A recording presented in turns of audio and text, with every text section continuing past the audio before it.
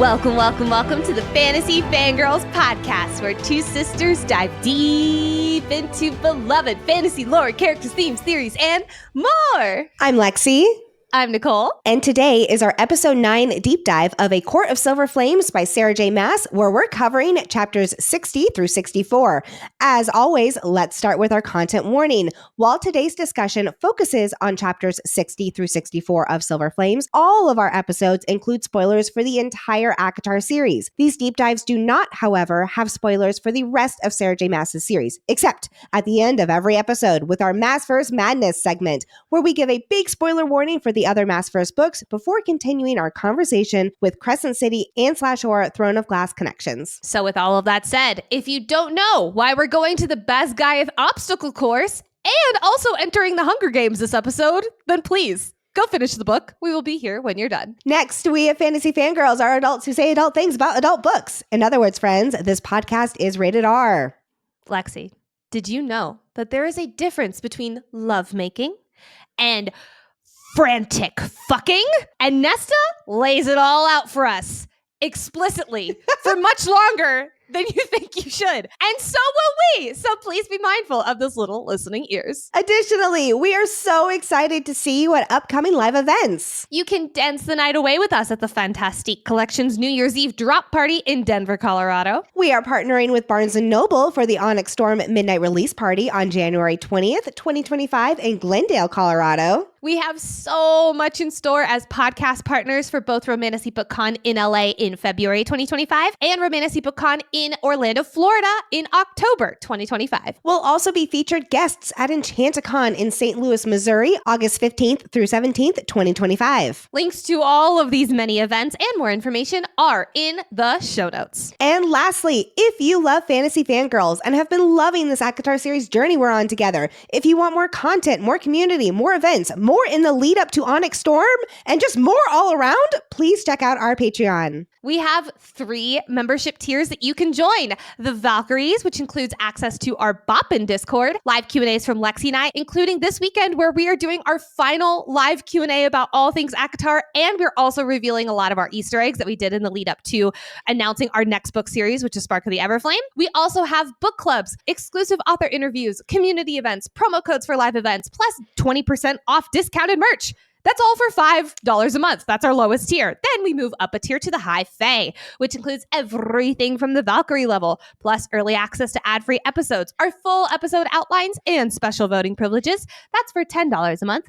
And last but not least, we have the pristine Inner Circle tier, which includes everything from the previous 2 tiers, plus more behind-the-scenes content, a welcome gift, giveaways, private Discord channel, your name also shouted out on the podcast, and that is for $25 a month. Join the party at patreon.com/fantasyfangirls. The link is also in the show notes. And really and truly, thank you so much for supporting us as we've turned this podcast into our livelihood. It's all because of you, and we appreciate you so much. And now it is time to cut the ribbon. Huzzah! To kick off every episode, Nicole summarizes what happens in this stretch of chapters. So gather around, friends. We need an Inner Circle Debrief for Silver Flames, chapters 60 through 64. Chapter 60. Cassian is gone for a whole 5 days. Bed's empty. No note. Car gone. Nicole is absolutely disgusted. But when he gets back, there has been a shift in these trainees. History is happening in the House of Wind because it looks like at the end of training, each of our trio successfully cuts the ribbon. But the Powerpuff Girls don't get a break because it's time to get back into training the next day. And it's time for Fitness Gram Pacer Test. I mean, it's time for the gauntlet. Damn it. I mean, it's time for the obstacle course from hell. After 3 hours, they made it. Halfway. But after 2 months to the day, the Charlie's Angels officially complete the obstacle course, which, surprise, it was actually the Blood Rite qualifier, chapter 61. There's one last test to pass. Finish the 10,000 step. Around and around and around she goes. And when she gets to the bottom, head completely clear and body exhausted, she turns around and heads back up the 10,000 stairs, and then her legs fall off. Story over. Just kidding, because it's Starfall, and a finely dressed Cassian swoops her up at the top of the steps and brings her outside to the party. Nesta stares at the stars in wonder and feeling so grateful for this life that she's living. She apologizes to Amryn, and the two friends finally make up.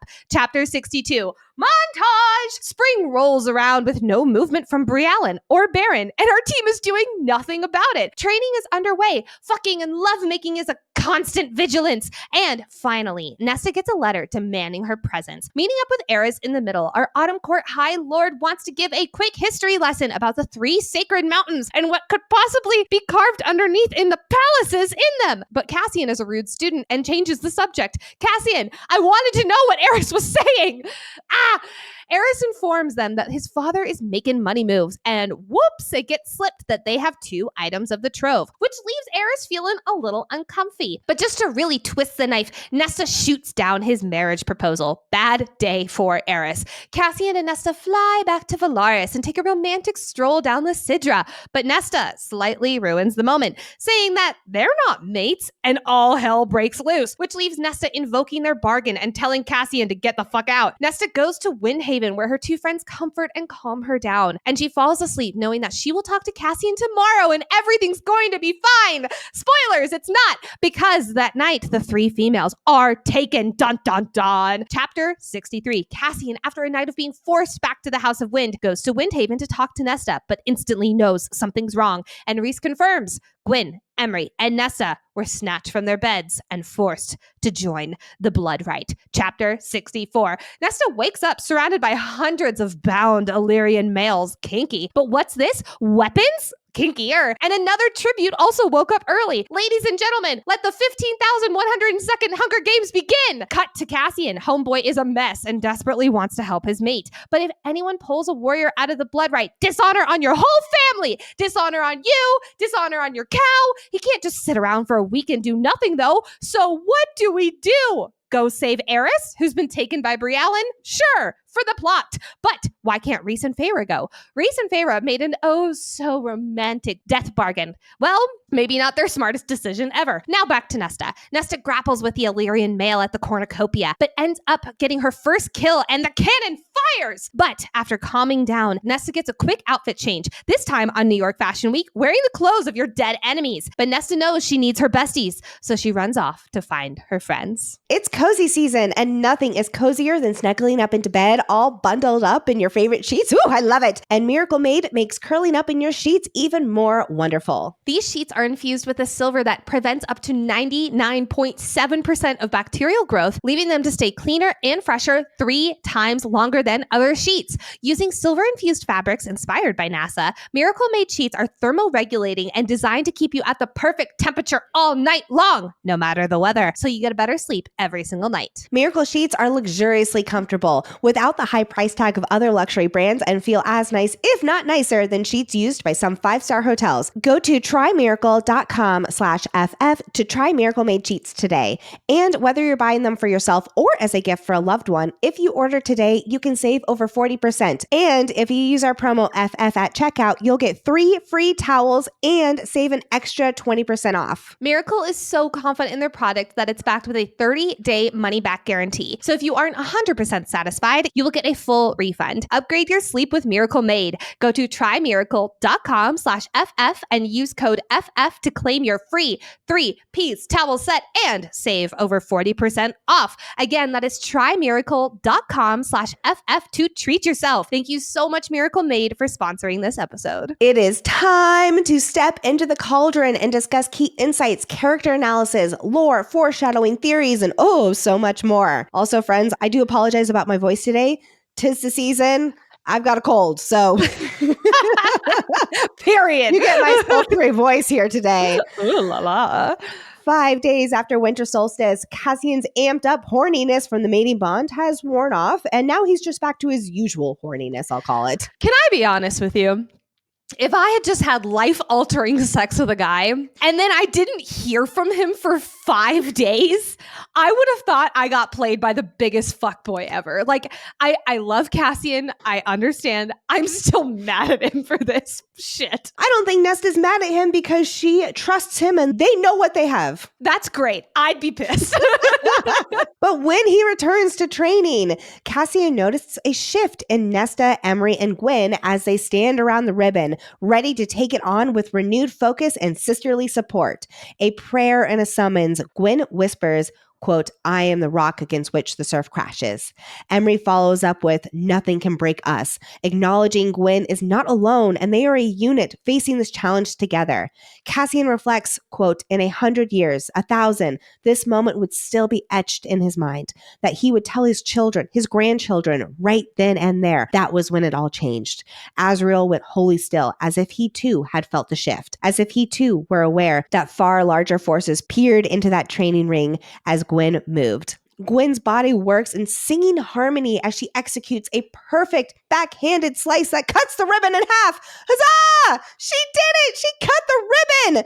By the way, I love the description of singing harmony in connection with Gwen. It's so fitting for her. Cutting this ribbon was the final test to become a Valkyrie, because to be able to do so represents your skill as a warrior, as we've been talking about. And Gwen has been on a mission to cut this ribbon, to prove to herself that she can accomplish this goal that embodies strength, precision, determination, and skill. Like Nesta, Gwen has tied this challenge to her own healing journey as she works on overcoming her sense of self-worth, courage, and ability to succeed after devastating failure. Creating their own ritual right here and now, Nesta ties the cut ribbon around Gwen's brow and declares her Valkyrie! Woo! Chills, chills, chills, chills.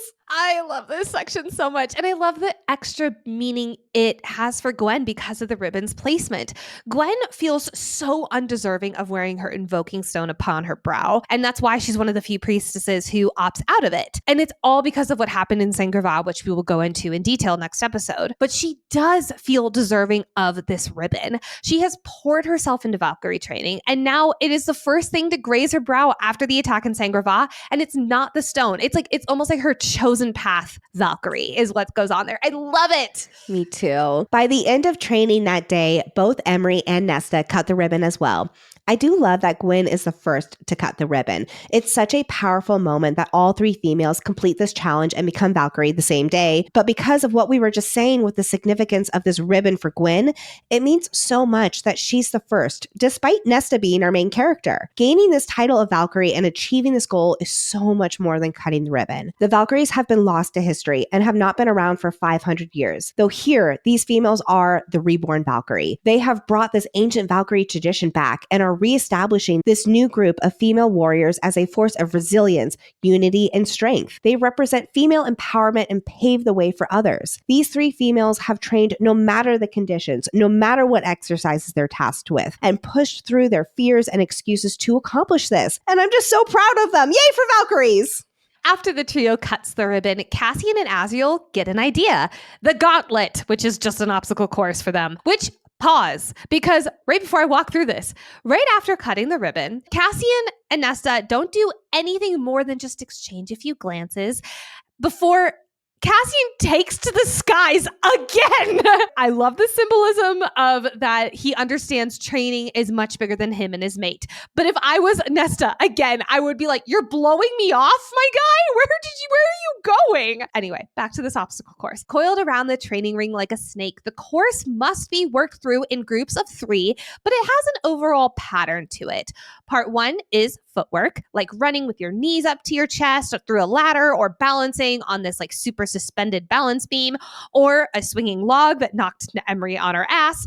Part 2 is some kind of mental challenge. It's like a puzzle that you have to think through together, and you can only get through if you rely on each other. It can also be a spinning many-armed wooden thing that decimated Ananka, which I only picture from The Witcher. Yes. Yep, absolutely. And lastly, part 3 comes in. This is where they are completely exhausted from endurance. They're mentally exhausted from the puzzles, but this is the feats of strength. The only thing missing from this obstacle course is, and you all guessed it, giant hanging balls. Oh wait, I guess that's Cassian and Azrael off to the side. Oh my god!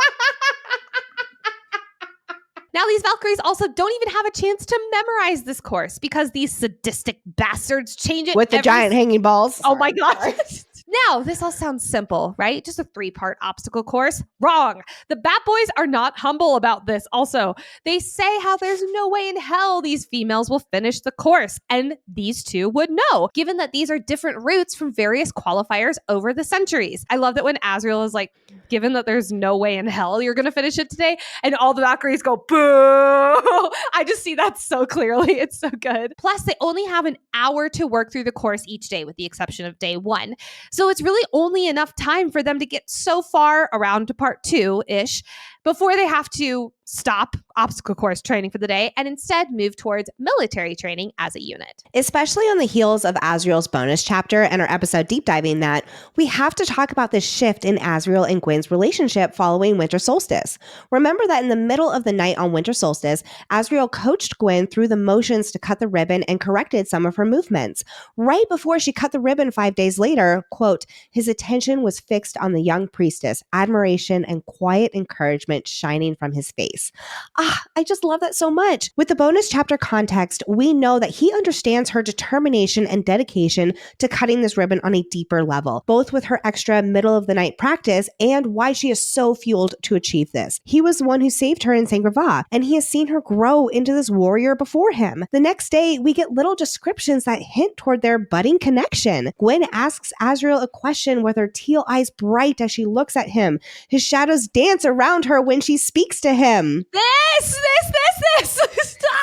Her insistence to prove them wrong has a subtle flirtation, I'll even call it. Like how she throws him a withering stare as she walks past him, saying over her shoulder, see you tomorrow, Shadow Singer. And he stares after her, brows high with amusement. Like, we're seeing this new side of Az, you know? And as Nessa points out, Az is the new ribbon. Gwen has been determined to overcome the challenge of the ribbon and become laser focused on cutting it in half.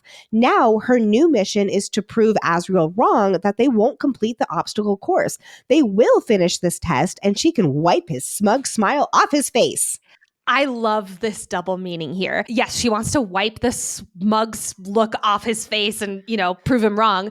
But this is also with him being the new ribbon. She was determined with the ribbon. She is now determined with Azriel to get more and more in with him. I didn't get that vibe at all. That is exactly what I took this as. Okay. Like, she's got a crush on him and she's determined to do something about it. That's how I took it. I definitely took it as a flirtation of competitiveness with him. I think it's both. I think it's definitely the flirtation of competitiveness because that's just who Gwen is. And I definitely think that's who Az is. I think the reason his eyebrows are so high and he's like, whoa, he's not used to someone outright flirting with him, like, ever. That's actually in really 500 years. He has either been working in the shadows but with Elaine or unrequited love for 500 years. He's so unused to someone flirting with him like this, where she's making the moves here. And I just think that's so awesome. And I love Gwen. One more thing to note here before we move on. Notice how Cassian is right there with Azriel, but it's Az Gwen has her attention on, who she's choosing to give attention to in that way. Yep. He is the new ribbon. I'm so excited. 2 months to the day after the course was brought in, our trio is the first to make it to the finish line. Huzzah! But gosh dang it, because of course it's on a day where all the priestesses were summoned away by Clotho for a special ceremony that only Gwen was allowed to be exempted from. Or so they thought. Turns out that Azriel and Cassian both had a hunch that today was going to be the day that these three would conquer the course. So they brought in some spectators, Lord Devlin and another Illyrian male who is watching from the upper lip of the pit. Surprise, ladies, you just passed the Blood Rite qualifier. I want to take a moment and I'm really on Team Gwen today, apparently. I want to highlight how big of a deal this is for Gwen. Yes, all three of them passed the qualifier. They've been working on it for months. Gwen has been pushing them to absolute exhaustion every single day. But Gwen knew that there were going to be males watching her, and she chose to come to the ring and be around them. Even with the horrible way that they're looking at her, it really shows that she is so determined to win the obstacle course, and that is bigger than her fear of the past. It's also really great foreshadowing for us readers and how she's going to kind of kick ass in the Blood Rite. Like, she she takes names and I love it. These Illyrian spectators, though, are not so happy about the females' accomplishment of completing this Blood Rite qualifier. We all know how Illyrians feel about females training. They are backwards and misogynistic. They don't believe females belong in a training ring. Much less should they become warriors. They don't think they can become warriors. Females aren't as strong, skilled, or brave enough as the males. And here, Nesta, Emery, and Gwen have proved them wrong. These females are as capable as the Illyrian warriors these leaders have trained. They are challenging this male-dominated warrior culture that Illyrians have held onto for their entire existence.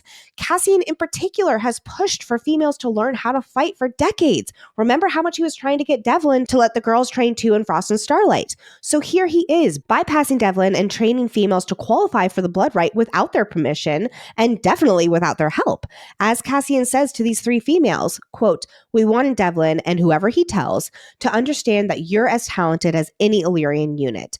This was the only way they'd get it. Being a Valkyrie means nothing to them, and you certainly don't need their approval, but I wanted them to know what you've accomplished, that even though Valkyries don't have something akin to the Blood Rite, you're as trained as any warrior in Illyria." I do actually wonder real quick, do you think that Az was in support of this? Do you think that this was partly his idea? Or this seems very Cassian? I think it's definitely Cassian. I do see Azriel supporting it in the sense of proving these Illyrians wrong. Yep.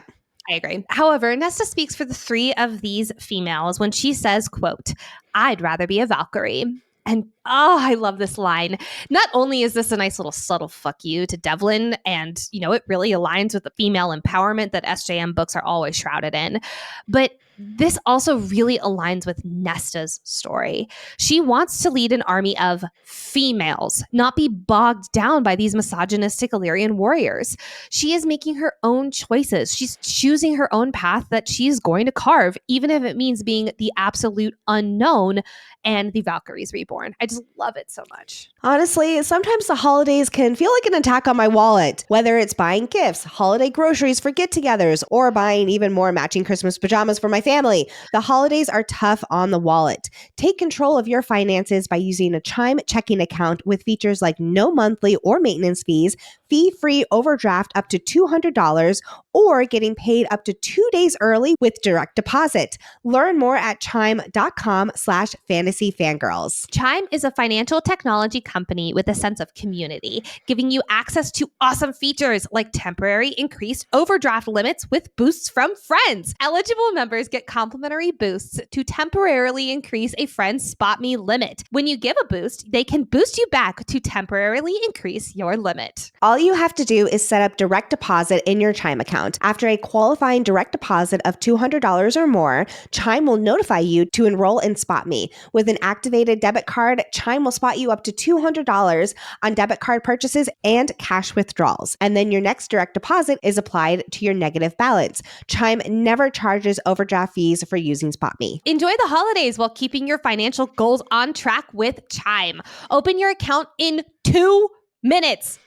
At chime.com/fantasy fangirl. That's chime.com/fantasy fangirl. Chime feels like progress. Banking services and debit card provided by the Bancorp N.A. or Stride Bank N.A. members FDIC. Spot Me eligibility requirements and overdraft limits apply. Direct deposit timing depends on the submission of payment file. Boosts are available to eligible Chime members enrolled in Spot Me and are subject to monthly limits. Fees apply at out-of-network ATMs and for OTC withdrawals. So, Nesta's cut the ribbon to become a Valkyrie. She's completed the Blood Rite qualifier to become an Illyrian warrior. But one test remains. Quote, not any Cassian had given her or any decreed by Illyrians or Valkyries, but one she'd set for herself. It's time for Nesta to go down all the House of Wind's 10,000 stairs. Not because she feels out of control and fueled by hurt and rage like she was the one and only time she has already achieved it, because Nesta doesn't count that one time. She wants to be able to make it to the bottom intentionally, because she is self-driven to overcome this challenge and prove her strength, both physically and emotionally. Nesta thinks, quote, she would not be mastered by anything again.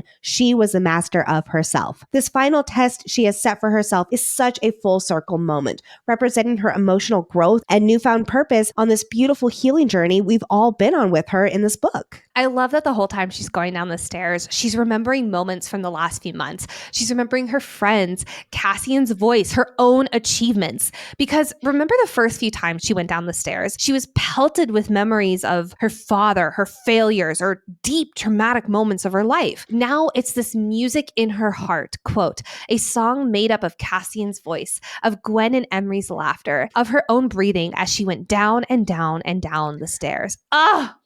Yes, she's reflecting on how full her life is, and you can feel through the pages the pride she has for herself and how far she's come. She's even practicing the next phase of mind stilling with active soothing as she moves versus just sitting, showing the progress she's made with mind stilling too, and how it contributes to her ability to overcome. And then we get one of probably my favorite lines in the entire ACOTAR series, quote, and this person she was becoming, emerging into day by day, she might even like her.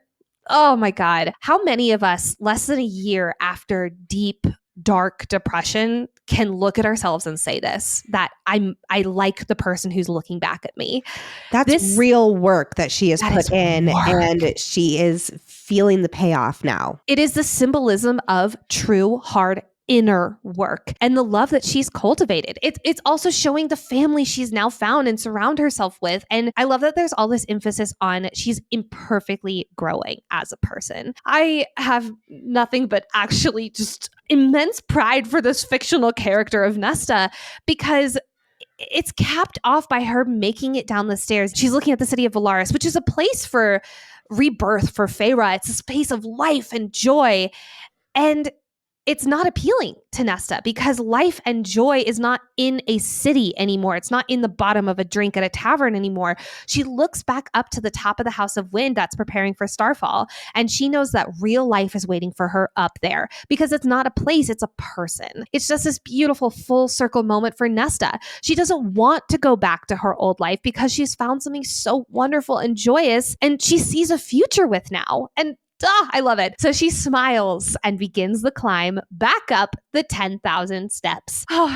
Lexi, it is time for our final stair math of this book. And as far as I know, unless Onyx Storm has some stair math, as far as I know, it might be the last time Fantasy Fangirls does stair math. So cue some sad music. Nesta makes it down and back up the 10,000 steps. So thank you very much for the tiny violin. So 20,000 steps in total. So round trip, we're only doing round trip math. This is 2.85 miles, 4.59 kilometers, or 12.69 nice trips up and down the Empire State Building. 12.69 trips up and down the Empire State Building. That's insane. Now, Lexi, I have a proposition for you. No.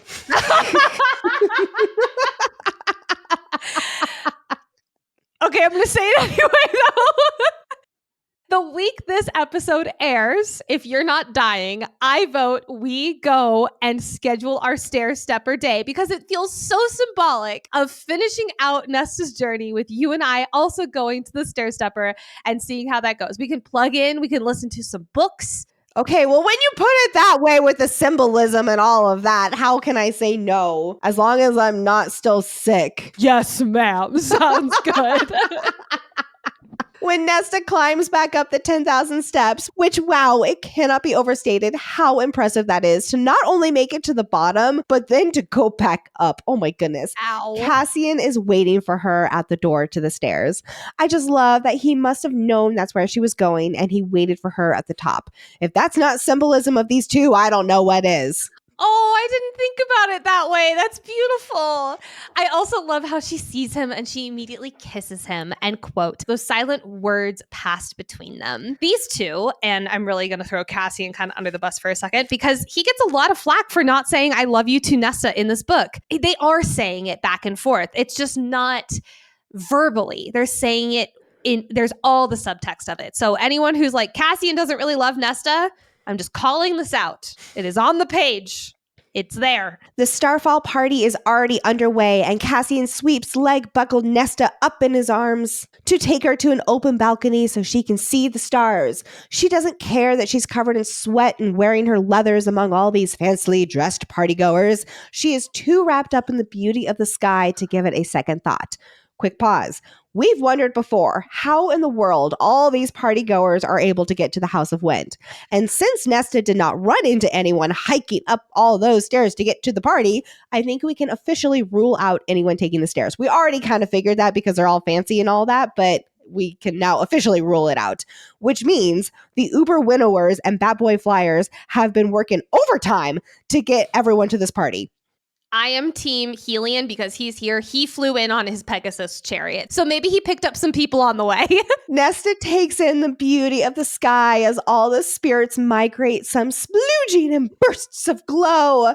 Last year, Nesta was too drunk to really remember Starfall. And what a stark difference this year is, with her just completing her own test of doing the 10,000 steps. She is so captivated by the beauty of this world and feels so full with wonder and joy that she begins to cry. Nesta is someone who feels everything, which is one of the reasons she has had such thick walls, because when it cracks, the floodgates open up. So here she is, content with letting all these positive feelings fill her, bursting with life and love and happiness. Again, think back to how this book started, when Nesta was so consumed with self-loathing and hatred for everything around her, lashing out like a caged wolf. She turned everything into something negative. She has set herself free. And here she is basking in the beauty of it. She even sticks her hand out trying to, touch a few stars, and she gets a big old handful of spirit splooge, but she loves it. It's great. As Nesta tilts her head up to the sky and laughs a sound of pure joy, a voice comes up beside her. It is Amren's. These two have been through oh so very much, starting off as confidants, then mentor-mentees, then friends, then buried by their own anger at each other. Amren angry for how far Nesta fell and gave up on everyone, including herself. And Nesta angry for feeling like Amren chose Feyre over her, among other things, at least on the surface. Nesta was scared to use her powers again and afraid of feeling out of control and at the mercy of something that failed her so wholly when she faced the King of Hybern and her father. But now with this emotional growth that Nesta has done in these past months and the self-awareness that it has cultivated, she is finally able to look at Amren and apologize. Remember back at the lake when Cassian told Nesta to apologize to who she feels the need to, and then to leave the things that she's ashamed of in the past. It's up to Nesta to wish to be forgiven by others and especially herself in order to move on. She's taking Cassian's words to heart here. Nesta doesn't want to live in the past with Amren anymore. She doesn't want this terrible tension between them to keep festering. She misses Amren's friendship and wants to make things right. This grand gesture of falling to one knee and bowing as she delivers her sincere apology, filled with genuine regret, self-awareness, and appreciation for Amren, is such a big step forward. Amren even becomes teary-eyed. She feels Nesta's sincerity. These two were such good friends before and saw kinsmanship in one another. They won't be sisters like Nesta is with Emery and Gwen, but they are still dear friends who Nesta deeply respects and looks up to. We've already talked so much about the House of Wind part of this exchange between Amren and Nesta, so don't mind us as we skim over that part. But it really proves to Amren that Nesta's power is not only terrible death, like she's been treating it, especially with the made weapons.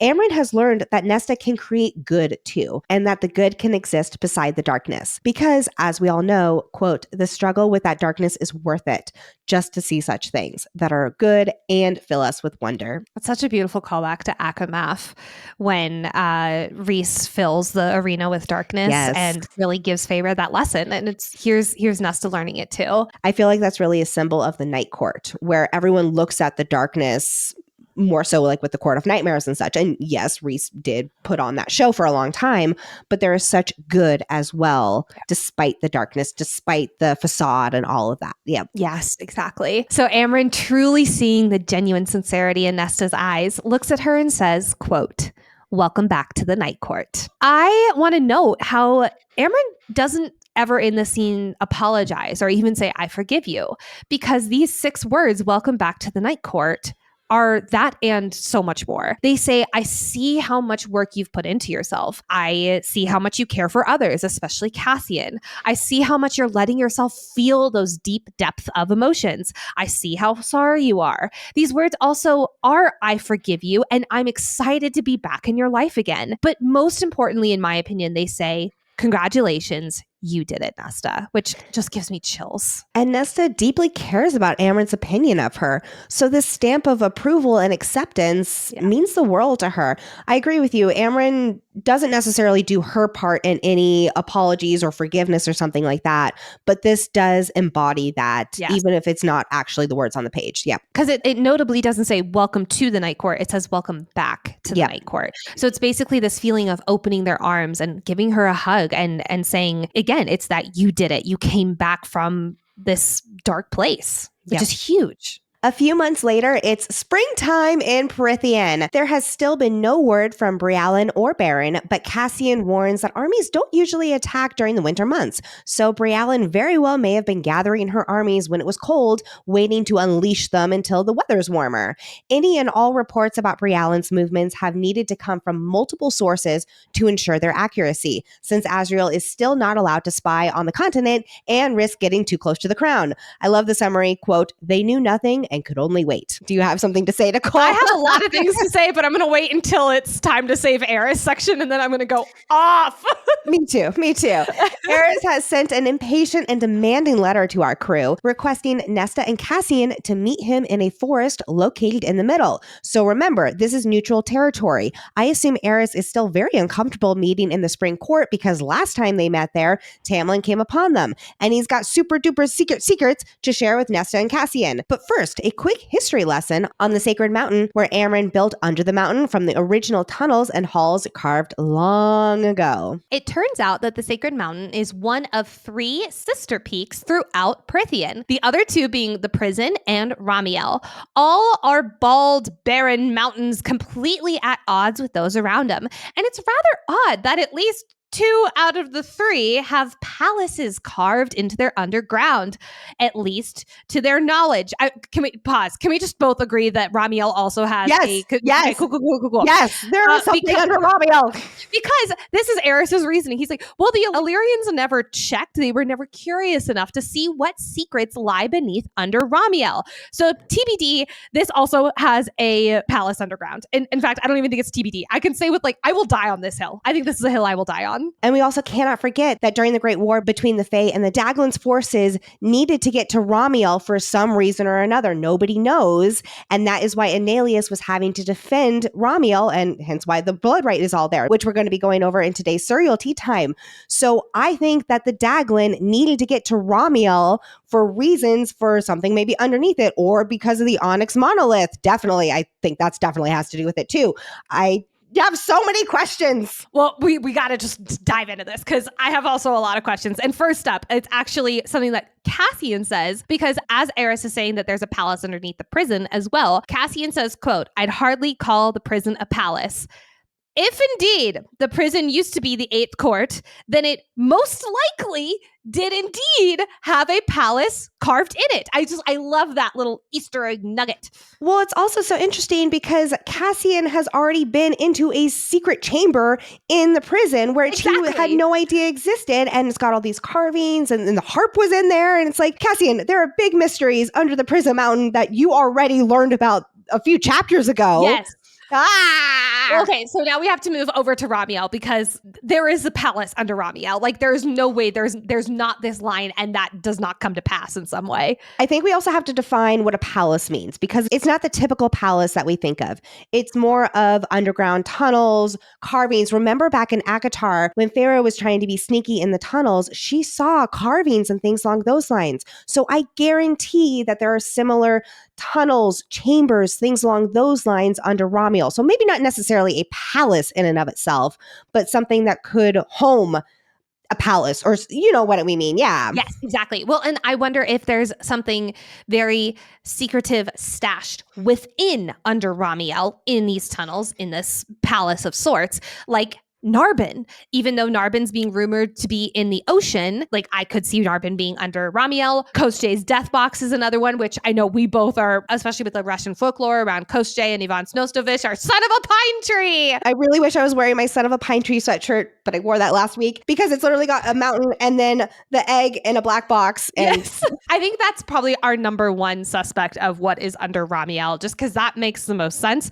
Now, I have seen a few versions of this theory going around, so I'm going to kind of combine a few theories all in one. What if Annelius was buried under Ramiel? Yes, he died on top of Ramiel, but if he's buried underneath, and then there's carvings with his full story, why the Daglin were there, why he was protecting the pass. We know that the Blood Rite has been happening for a long time, but no one knows the full story of Annelius and exactly what happened 15,000 years ago. So what if beneath the mountain is almost like this palace of sorts? It's his tomb and it's the carvings on the wall of his story. It would be so fitting for this to be part of Azriel's POV story, especially given how much he dislikes the Illyrians. So it'd be almost like him learning about his past in some way. I also want to throw out, we're back in Religion Watch, because Ramiel in the Bible is one of the fallen angels who rebelled against God by mating with humans, creating offspring called Nephilim. I might be mispronouncing that, I apologize.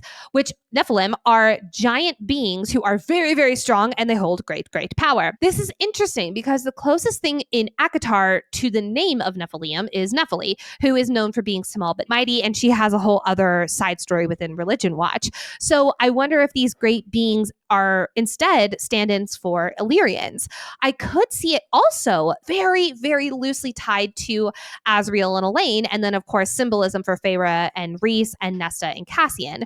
Ramiel being the stand-in for the Illyrian, and then how they mated with humans, obviously the Archon sisters being the humans that they mated with. Other than that, I'm quite stumped on how this fallen angel would tie into our story, but it's fun to speculate. I think that was really good right there, just speculating. Yeah. But back to the purpose of this meeting, because Eris has tea for us. His father, Baron, the High Lord of the Autumn Court, visited the continent again last week. In hindsight, we know that this meeting was a week before Brialyn will make a move with the Blood Rite. Coincidence? I think not. The good news, Baron returned seemingly normal and without the telltale glassy-eyed aloofness signs of the crown's influence. The bad news, Eris was not invited to come with him, and Baron has not informed him of what happened during his meeting with Brialyn. So all he can do is assume that Baron and Brialyn are going to make moves against their foes soon. All Eris and our crew can do right now is wait for Nesta to find the harp. Oh, shit. About that. Whoops. These two realize one moment too late that they never told Eris that they have two trove objects. And by being all surprised and confused by this statement of his, they totally just gave it away that they have two trove objects. Does not really sit well with our boy Eris. Remember, having one cauldron-made item is enough to make someone High King and ruler of this entire land. The Night Court now has two Dread Trove objects, and then, of course, two cauldron-made swords that Eris doesn't know about. Yes, Eris has the Nesta-made capital M dagger, but we're going to put that off to the side for right now, because 4 against 1 is still quite the power play. Because literally, with this amount of power, the Night Court could take everyone off the map in seconds. Or overtake everyone. He's not far off the mark from Amren's argument for Rhys to become High King. And that was before they had access to two trove items. And naturally, this doesn't feel quite right. Eris starts wondering if the Night Court has been twiddling their thumbs on purpose with Brialyn because they're trying to learn the secrets of the trove, especially when they also have Nesta and all of her powers to go along with it, which Eris only knows the surface of those powers for starters. Not to side with Eris again. I guess I'm becoming quite the Eris sympathizer. I am with Eris here on this, though. He is working his butt off every single day so he doesn't get offed by his father for working behind his back. And the Night Court is like, surprise, we have these two objects and we didn't tell you about it. And we've also been silent for weeks now and we're not doing shit. Also, not only could they ruin all of Eris's plans of him being High Lord of Autumn and helping all of Autumn's people as a result, the Night Court could literally take all of the High Lords out of commission with this power. So this goal that Eris is working endlessly towards, it might be a moot point based off of what the Night Court might sneakily be doing behind his back. Obviously, they're not. But I'm with Eris. Of course he's uncomfy. This does feel very old Night Court ways when they donned their masks as the secretive, cunning bad guys. At the High Lords meeting, the Inner Circle came as themselves at Feyre's request. They took off their masks and focused on building trust with honesty and transparency. I'm going to ignore the fact that the two of them attacked Eris and Baron at this meeting. Moving on. Cassian's back to putting the cunning and secretive mask on, where they want others, including their allies, to be a little scared of them. In other words, he's playing the role of the courtier. So we have to ask, does the Night Court being in possession of the Dread Trove have potential consequences for what happens next in the series? Technically, the Dread Trove answers to Nesta, so she's the one who can wield their power, and she's ultimately the one in possession of them. While I don't think she would use them to gain power and control over Prythian like what Eris is scared of here, having this kind of power and authority is more supporting evidence to her becoming either High Queen or at least High Lady of the Resurrected Eighth Court. We've talked about that endlessly. But we also cannot forget about Koschei. It's actually been a few episodes since we mentioned him as the next big bad villain. I think he will target the Night Court, specifically Nesta, and attempt to take the Dread Trove so he can free himself from the lake. That checks out. That would be motivation enough for this big bad villain. I do want to give Cassian this. Homeboy has grown so much as a courtier and really learning how to play this cunning game. When Eris is completely kerfuffled by this news, Cassian doesn't so much as shift his feet. Instead, he stays fully in control. He's telling Eris that he can't be foolish enough to think that they would tell him all of their Night Court mwahaha plans. He says this with the perfect amount of boredom and cruelty. He's learning. This is exciting. And even going as far to use Eris's tricks against him. He doesn't rise to the bait when Eris tries to juggle the Nesta angle and make Cassian jealous. And he also uses Eris's wording of brutes against him. He says, quote, "Leave the heroics to the brutes," which by using that one word that used to be such an easy trigger word for Eris to use against Cassian, he's saying, haha, I'm going to use it before you do, so I'm going to get ahead of you. However, with all of this said, I will say this. We know that Briallen captures Eris later using his own soldiers who he is trying to help and thus gets put under the crown's influence. I wonder if because of Cassian's aloofness and wearing the mask here and how much this shocks and unnerves Eris, it caused him to act more irrationally around the people that he knows are under the crown's influence. And thus Cassian ended up needing to go save his ass on the continent, even though this was always Briallen's intention to get Nesta and yada, yada, yada. There's definitely a little bit of karma here. Also, Cassian taking on the role of courtier gives Nesta quite some ideas in the bedroom. Cassian too. And I'm a little sad we never get to see these play out on the big page. But whatever, I can piece it together based off the 600 other sex scenes that we got. In the early episodes of our Silver Flames coverage, we discussed how both Cassian and Nesta started as beginners in their different roles. Nesta started training to become a warrior, and look what she's achieved now, Valkyrie status and qualified for the Illyrian warrior Blood Rite. Then we have Cassian, who started playing courtier with Lucian, Vassa, Durian, and Eris. Remember how clumsy he was at first and how awkward and worried he was. Well, just like Nesta has truly stepped into becoming a warrior, so has Cassian as a courtier. He has learned from the best, channeling his inner Nesta and Rhys. And in parallel to Nesta's achievements, he stepped into his role as a courtier. As much as Eris deserves Cassian dishing it right back to him, I have to say I do feel kind of bad for him when Nesta toys with him. Does he deserve it after everything he said to hurt Cassian? Yes, and that is why Nesta is going with this. At the same time, I really do believe Eris's proposal was sincere, as, again, we talked about a lot last episode. He's not sad about his affection getting rejected because we're definitely thinking it was all political moves and it wasn't genuine, affectionate love in the first place. But he does feel played like a fool with the Night Court and Nesta. And she's just kind of tossing it in his face. Again, deserved after what he's done to Cassian, and this is his mate's payback, which, by the way, I'm guessing Eris can't smell their mating bond on either of them. Shouldn't he be able to? I mean, I guess that maybe they glamored themselves before they went over. Ooh, But how do either of them have the ability to play armor? I'm Cauldron boil me. I'm grasping at straws here. I also want to point out that the entire reason for Nesta dancing with Eris at the ball was so that they knew that Eris would feel comfortable on their side. Oh my God, you're right. So why now that work is down the drain. Like that all just went Cauldron boil me. God damn it, Cauldron boiled me. Before we move on, we do want to take a quick moment and let you know that this show is sponsored by BetterHelp. For all those Cauldron boil me moments and when you just want to shake your fist at the air, therapy is here to help.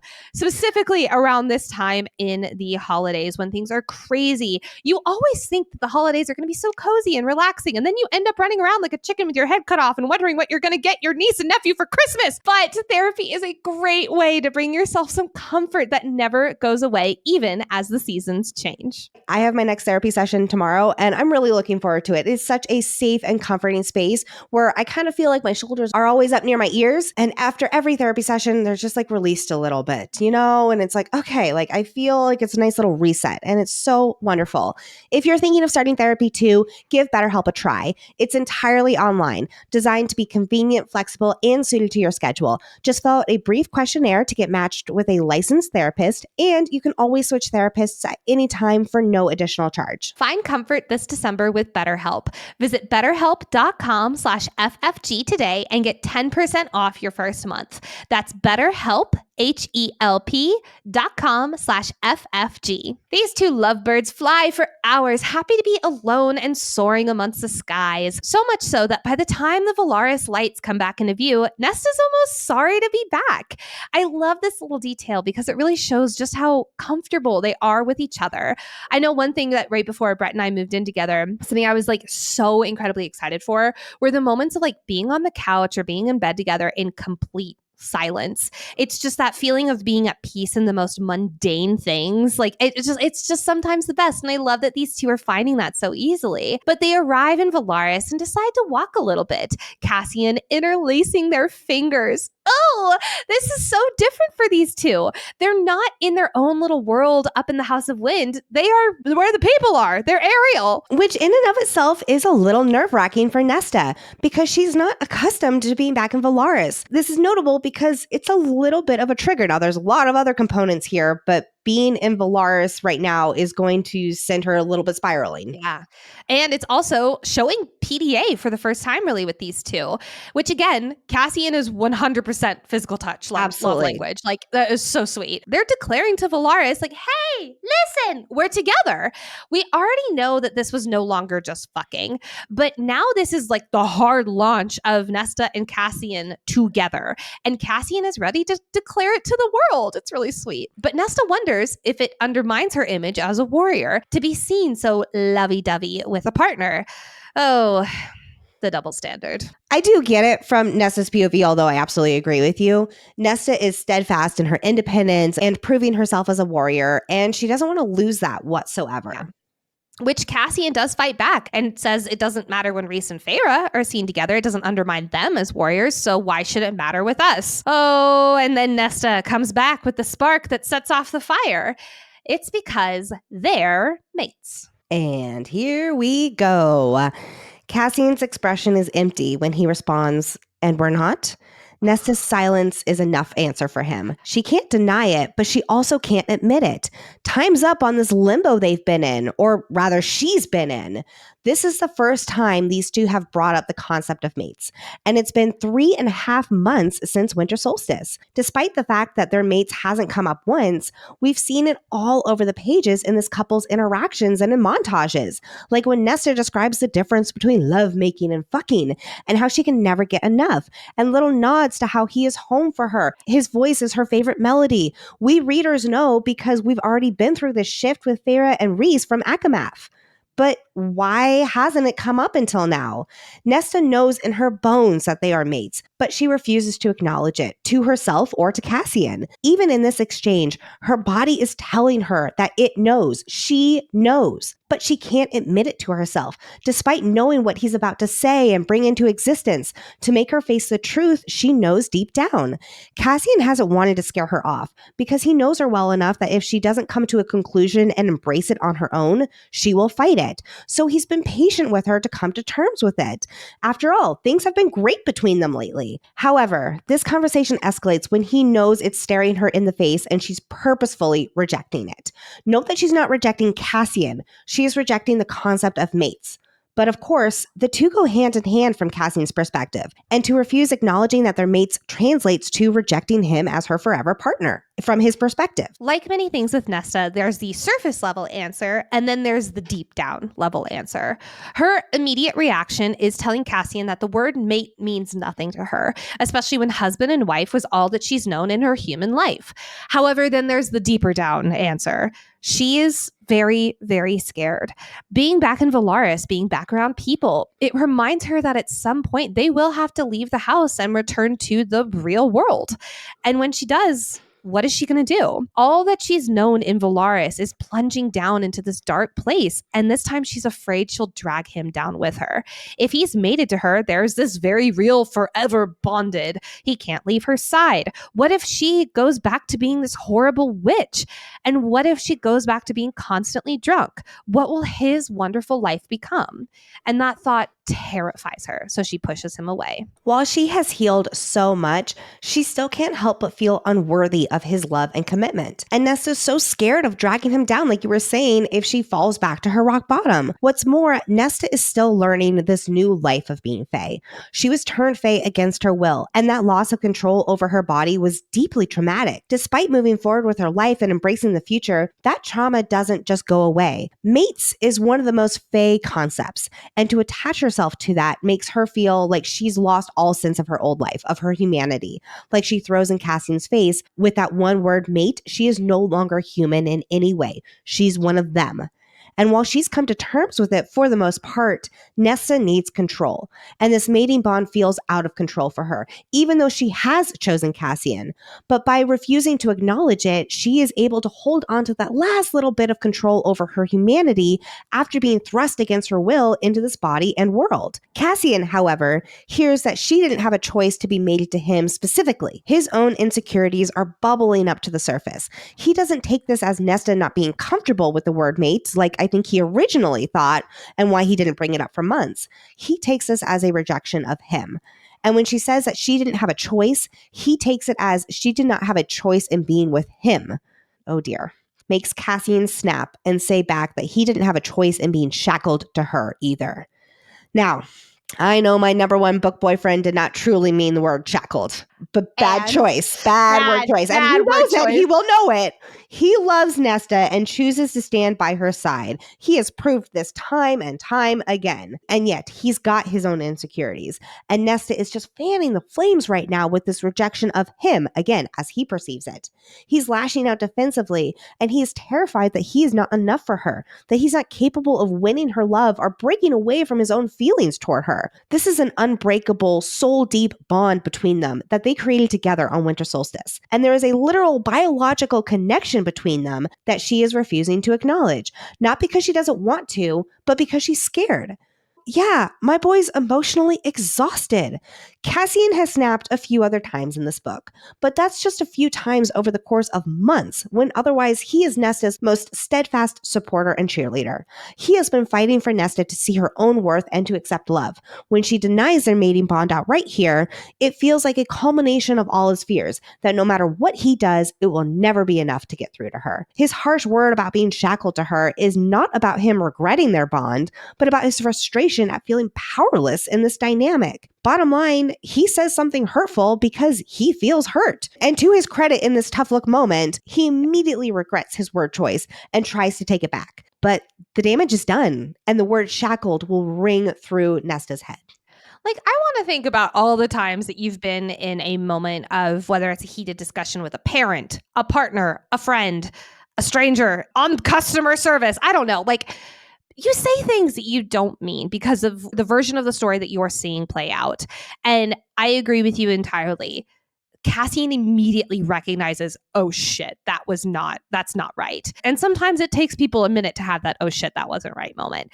This is so, I say human, I know he's Fae, but like this is so part of the human experience. Yeah. It's an L, but it's an L that I understand. Old habits immediately want to come to the surface for Nesta. Sharp words, hateful words, words that she knows will immediately put Cassian back in his place and give her a big old L, making him hurt as much as that one word, shackled, hurt her.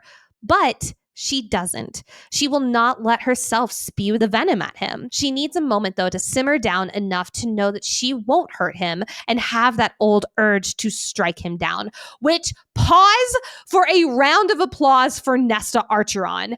Yes, I realize I'm congratulating her for not lashing out on someone, but I'm more congratulating her self-awareness that she now has. She recognizes the habit roiling up inside her and she says, hold on, I'm going to choose something different. She's actively fighting back and being the bigger person. That's why I'm congratulating her. I think about this like the pause rule from How I Met Your Mother with Marshall and Lily. And honestly, like Brett and I actually have that too.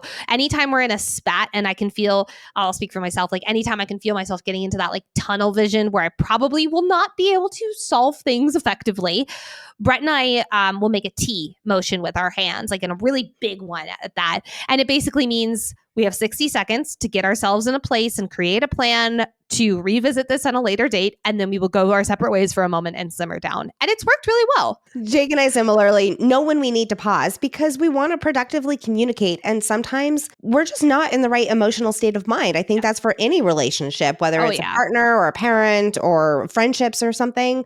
Sometimes effective communication is taking a step back to gather our own thoughts and calm down before the situation escalates too much. Which, yes, is exactly what Nesta is doing here. Good for you, girl. So instead of calling a T or a timeout or a pause, Nesta calls in her favor. Quote, I want you to leave. Go up to the House of Wind for the night. Do not speak to me until I come talk to you or a week has passed. Whichever comes first. I don't care. And at first, Cassian, he hates this. He hates this a lot. He's trying to fight back, but his back is arching and he's wincing as though his body is trying to punish him for trying to break the bargain.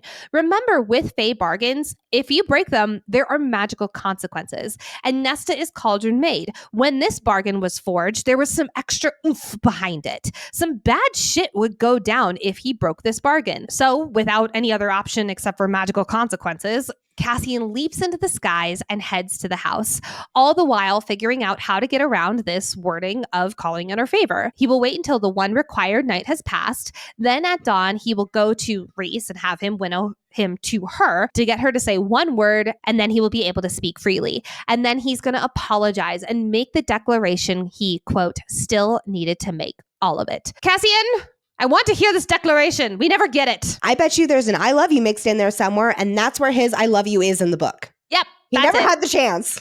It's fan fiction. It's canon in my head. Mor winnows Nesta to Emery, and she barely makes it a step into her friend's shop before she collapses and cries. Oh, my heart hurts for Nesta. Though through her tears, she explains what happened as her friend comforts her. Nesta sent Cassian to the House of Wind for the night, so she didn't want to return there, and this is her safe space because it is with her found sister. She has opened her heart to Emery as well as Gwen and trusts her when she's emotionally vulnerable. She knows she doesn't have to face these challenges in life alone, and I love how Nesta seeks comfort in her found sisters. I want to give Mor some major props here because she winnows Nesta to Emery's and then immediately turns around, goes gets Gwen, and brings her to Nesta too. This is twice now that Mor has helped a female in the Inner Circle or Inner Circle adjacent escape after something with finding out about the mating bond. Because the first time she helped Feyre get to the cabin retreat to hide after Reese didn't spill the tea. The Suriel spilled the tea to her about the mating bond. So well done, Mor, especially given that her and Nesta's relationship is nowhere near that of Feyre and Mor's. I will say Mor did share with Cassian where Nesta's whereabouts are rather than keeping her lips shut like she did with Reese, but that makes sense. It does. And part of it is And I hate to say this, but for all they know, Nesta could have gone back into Valaris and gone to a tavern or something like that. Like, she is so scared of slipping back into her rock bottom, and that easily could have been an option for her. True. And So she didn't. I can and I'm understand really proud that. of her. Me too. Soon after Nesta breaks down to Emery, Gwyn arrives, which is quite the surprise because this is the first time Gwyn has left the House of Wind property since her trauma. Quote, some things are more important than fear. Gwyn's love for Nesta and being there for her sister trumps her fear. Like her determination to complete the obstacle course trumped her discomfort with the Illyrian male observers. And just like her inner strength and perseverance will trump her fear of reaching the top of Romuel soon. Nesta is surrounded by her two best friends who have become her confidants, her sisters, her found family. And all that ultimately matters is that they have each other right now. That night, this chosen family trio talks about everything and nothing. I love this little detail. These two friends aren't getting Nesta to open up about her fight with Cassian. Instead, they're talking about their latest books. They're giving belated solstice gifts. They're eating dessert. They're drinking hot cocoa. And slowly, this coaxes Nesta down from her anger at Cassian and their fight. And as she gets ready for bed, she decides she's going to talk to him tomorrow, where she'll explain everything. Why she's afraid of this step into the unknown and the life that lays beyond it. Where she'll apologize for sending him away via the bargain. And she'll accept that she can indeed take this future that they have together one day at a time. Quote, tomorrow, she'd tell Cassian everything. Tomorrow, her life will begin. Which, by the way, I also take this to mean I'll tell him I love you tomorrow. Yes, definitely. And accept the mating bond fully to begin their intertwined life as a couple together. However, fate has other plans. Dun, dun, Brialyn, dun. I guess, has other plans. Because late that night, male scents fill the room. Not scents she knows, but instead scents that are filled with hate. Waking up immediately, she starts to fight back. And notably, fumbling for her power first, and then attempting to go to a knife next to her bed. She does manage to shove the bed across the room and slice into one of them based on the puddle of male-scented blood on the floor that Cassian finds. However, no dice. Something cold presses to her face, and she is knocked out. Nesta, Emery, and Gwyn are winnowed away to participate in the Blood Rite. That's not good. That's not good at all, friends. No female has ever been involved in it before, and it seems strange the Illyrian war leaders have had a change of heart just because the females completed the qualifier, right? Well, like most things, turns out Brialyn is behind the females getting thrust into the Rite. The original plan was for Emery to be the one taken into the Rite because Brialyn knew Nesta would go in after her friend to save her, law or no law. And the main goal was to get Nesta into the Blood Rite, where her magic will be void and she can be worn down enough for Brialyn to overtake her. But Nesta made it easy for Brialyn's plan. She was already at Emery's along with Gwyn too, so Brialyn let them all be whisked away as an amusing bonus. Devlin will confirm everything to Rhys and that the Blood Rite has begun at midnight. I can't help but ask, who besides Bellius was put under the crown's influence to take all three females? There must have been more scouts who were taken by Brialyn on the continent, including those who aren't participating and have the ability to take the females, because Bellius is sure not taking them because he's supposed to be going to the Rite as a participant as well. And she would have to have other Illyrians who are not participating in the Rite to put the weapons there in the first place, probably, unless it was Bellius. But anyway, I definitely think, obviously, the 3+ males who took the 3 females. I wonder, Devlin? Do you think? No, because Devlin talked to Rhys, so I doubt it. I agree. Yeah, I don't think Devlin. He also never specifically confirmed that the 3 females were taken into it. On the page, it says he confirmed everything and that the Blood Rite is starting at midnight. So I don't know if everything includes the females. That might have been the Inner Circle's assumption. I think it includes the females, but I could be wrong. But then in that case, it's like, what more does he know? Exactly. Cassian is not happy about this, and he's terrified for his mate and friends. I love that he calls him his friends and not just Nesta's. Cassian, yes, is afraid about the battle that they'll be facing as part of the Blood Rite, but they also did pass the qualifier. He knows that they have been trained by the best. They can hold their own. But recall what he mentioned earlier in this book about being terrified around Mor going into the Blood Rite if she had gone in. It's not because she wouldn't make it out. In fact, she'd probably win the whole damn thing. Quote, the unspoken part of his reasoning lay cold in his eyes. There would be a different, worse kind of violence to defend against, even if the females were as highly trained as the males. Without saying it outright, this is the reason that Cassian is petrified for Gwyn, Emery, and of course his mate, especially knowing that, like Rhys, Azriel, and Cassian, the 3 Valkyries, they are most likely separated in the, I keep wanting to say arena. I'm going to call it arena, in the arena. I've been reading a lot of Hunger Games recently. Well, speaking of reading a lot recently, Nicole, I get so overwhelmed when trying to decide on my next read. I mean, we all know there's a whole lot of books out there, but guess what? Book of the Month takes the overwhelm out of choosing your next read. Book of the Month is more than just a subscription service. They make it their mission to help readers discover new books that they will love and promote the work of emerging authors. Yes! Every month, they present a selection of the best new titles. I recently picked out, I'm on a little bit of like a Christmas romance kick right now. So I picked out Most Wonderful from their December picks. And I'm so excited to dive in and read it for the holidays, especially we don't have a book club book right now. So I'm really enjoying just like reading like, nice little cozy books. And the best part is that they offer these amazing books at fabulous prices, and shipping is always free. Plus, if you're in their loyalty program, it's just the cherry on top, offering you even better deals the longer you stick around. With the holidays just around the corner, this is the perfect time to treat yourself to a subscription or get the gift for your friends and family. Who does not love the gift of books? And all new members will receive a fun holiday-themed sticker sheet when they join. Right now, you can head over to bookofthemonth.com and snag your first book for a mere $5 using the code TENSIL. It's such a good deal. We cannot recommend Book of the Month enough. It's not just about receiving books. It's about the joy of discovery. That's bookofthemonth.com and then use code TENSIL, TINSEL, and get your first book for only $5. Make sure to let Book of the Month know that you were sent by Fantasy Fangirls under podcasts in the survey after picking up your book. All right, friends, we are finally at the fourth and final part of Silver Flames. Part 4 is titled Ataraxia. I'm so excited. We've already gone through the 3 ranks of becoming a Valkyrie, which is what makes this Part 4 Ataraxia extra special. Nesta has achieved Valkyrie status, but she's not done with her journey. We discussed the meaning behind Ataraxia in episode 7, with it translating to inner peace in the Old Fae language, and how this great sword truly represents Nesta. She is both a deadly weapon and seeking her own inner peace. In this section, she achieves that with her defeat of Brialyn, acceptance of Cassian as her mate, and declaration of love for her dying sister Feyre. She actually won't even have her magic sword Ataraxia for her showdown with Belias during the rite, but she still embodies the meaning behind it as she stays strong in the face of danger. And that's what this part's title reflects, Nesta finding both inner peace and truly stepping into her own as a real warrior who has survived the Blood Rite and faced her own internal demons. I think about that moment when she's going down the stairs as she's still mind-stilling even in, intense circumstances.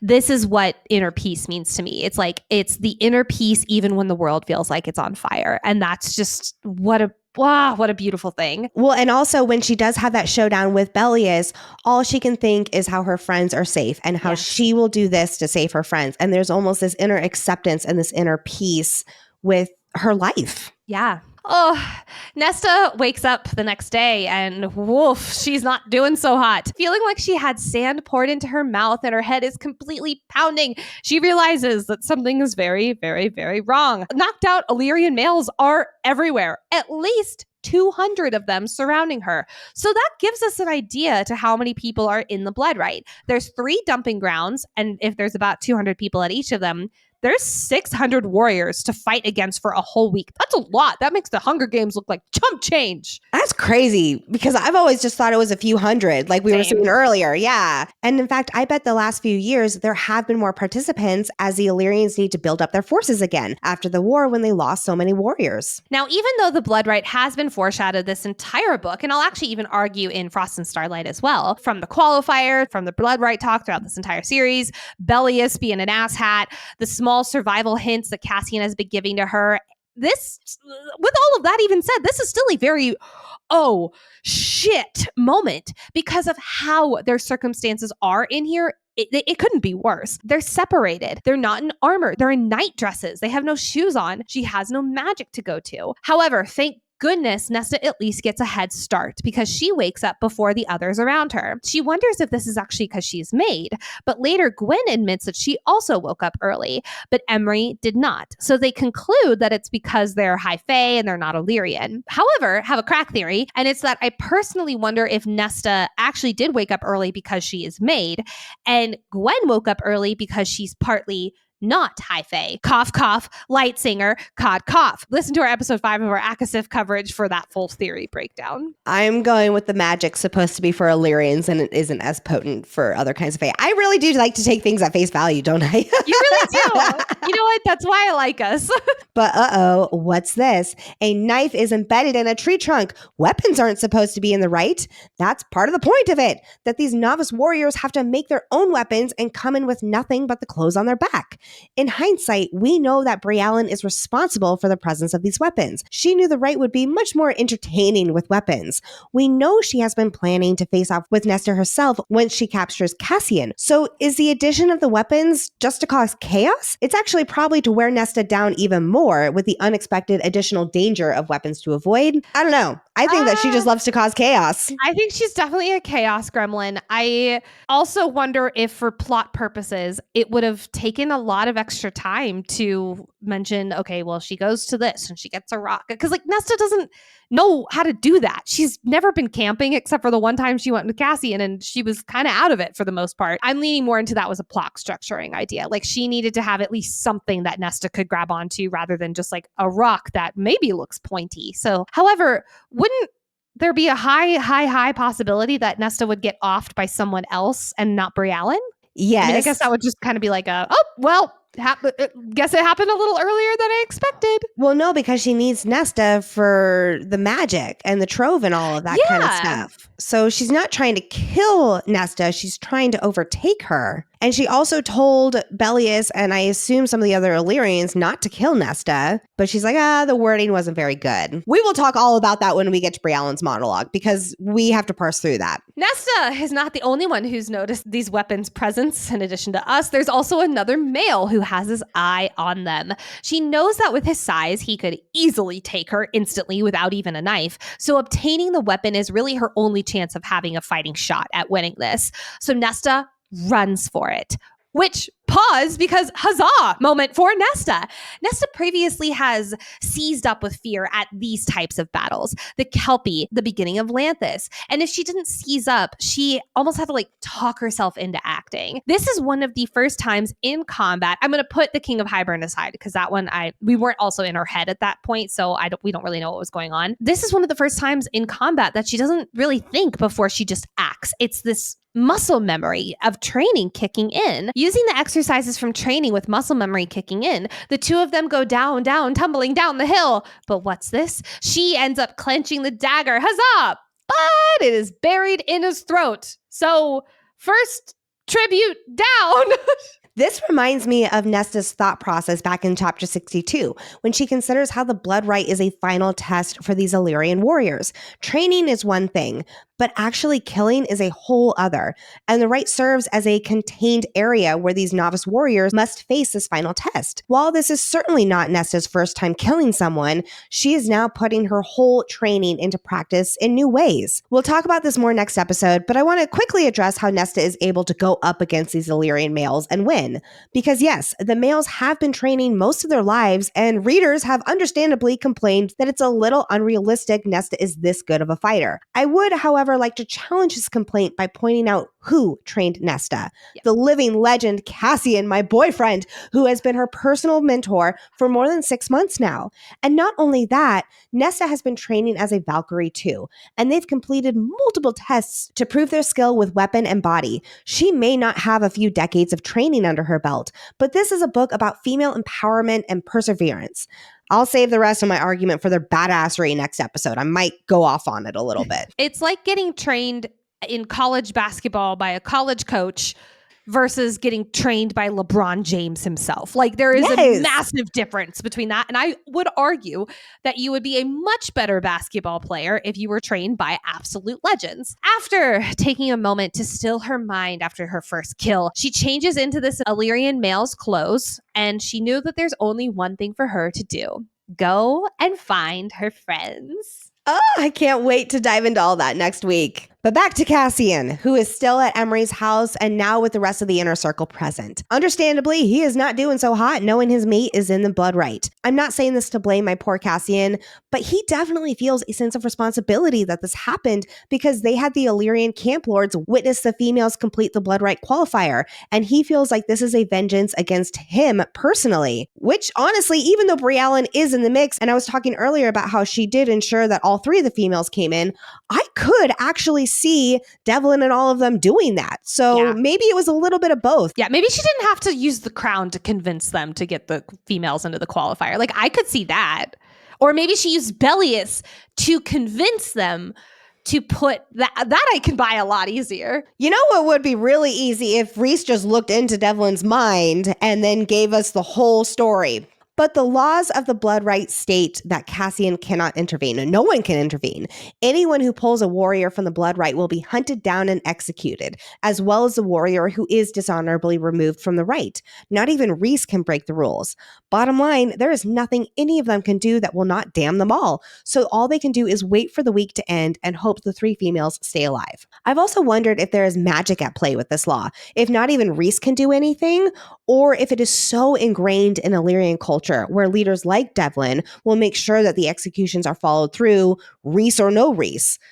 Honestly, it might even be a little bit of both, though I am still convinced Azriel figured out his own clever loophole way to get rid of the problem causer back from Frost and Starlight. What about, that's a good point. I think that there was a loophole regarding that, not like him actually going in and infiltrating. I think the loophole was he had some sneaky shit where I could see him having gone in and infiltrated and offing Catelyn. I do think it's notable that Rhys has Cassian say this out loud. Rhys knows that his friend is very lost to fear and anger and to understand what the hell anyone else in this room is even saying or to let it even sink in.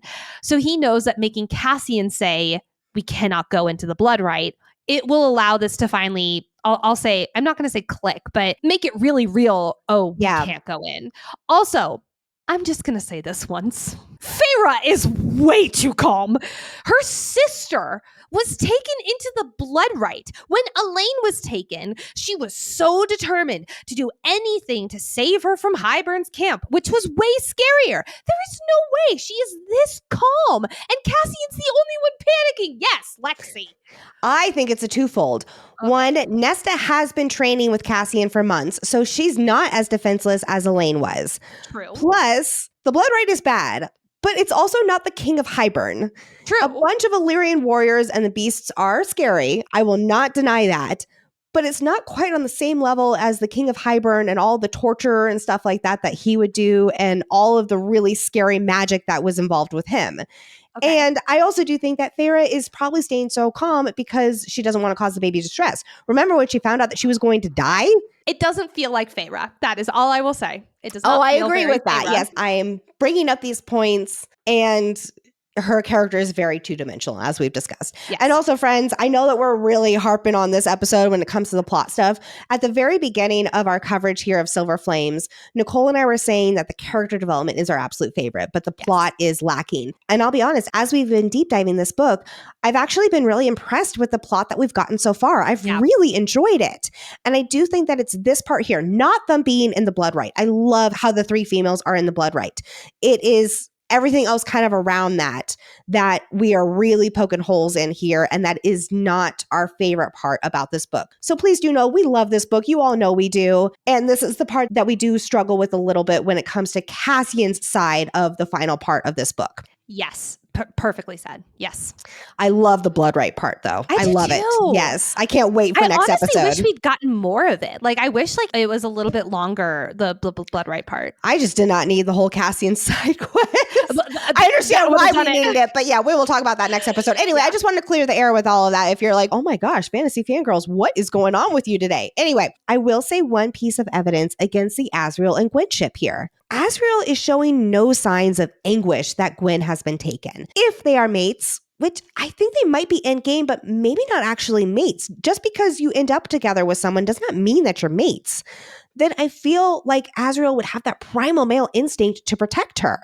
On the flip side, He's really good at keeping a poker face. So maybe that's what he's doing. I don't know, but still, he was willing to interfere with the Blood Rite last year, and it was Cassian who reminded him about the laws.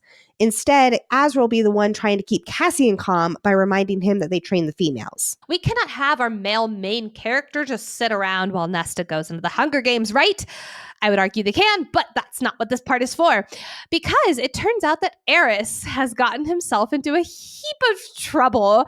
He's been captured by Brialyn. Yes, remember her? That person that they've been doing nothing about? And they've just been waiting around because Azrael can't go near her and risk getting put under the crown's influence? Well, Eris was out hunting with his hounds one day, and his remaining soldiers, who are under the crown's control, captured him and winnowed back to the place on the continent. This is probably using Koschei's power. We'll find out from Brialyn that Eris was trying to help his soldiers under the crown's influence, but they surrounded him and easily captured him. That does go to show how much Eris doesn't want to hurt his own men or even leave them in Brialyn's control. He tried to save them. Unsuccessfully, but still. It really goes back to how he will be as a High Lord. Like, Yes. that makes me so happy. But because Eris has been captured by Brialyn and put under the influence, Cassian and Azrael have to go get him out.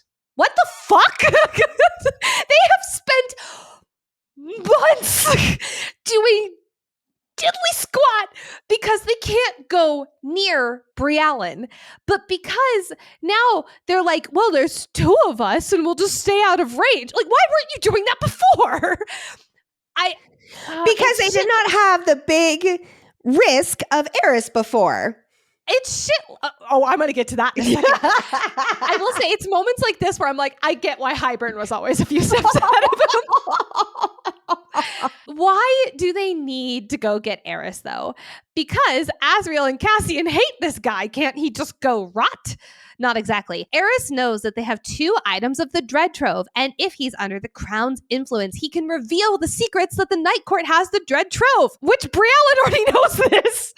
And actually, I'd argue Brialyn knows more than Eris. While that's a good point, they don't know that Brialyn knows that they already have 2 Dread Trove objects. You know that moment in Friends where Phoebe's like, they don't know that we think they know, we know they know. This exactly. Is what that is. Nesta might have known that there was this bridge between her and Brialyn when she grabbed the harp, but I don't think that she knew the full extent of the download that Brialyn got, that she was informed right then and there that they do have those 2 objects. So as far as the Night Court knows, Brialyn does not know that they have 2 Dread Trove items. They are hoping that the made dagger they gifted Eris will grant him immunity from the crown's influence. Since the dagger is made, they hope that it will shield him from being influenced by another made object.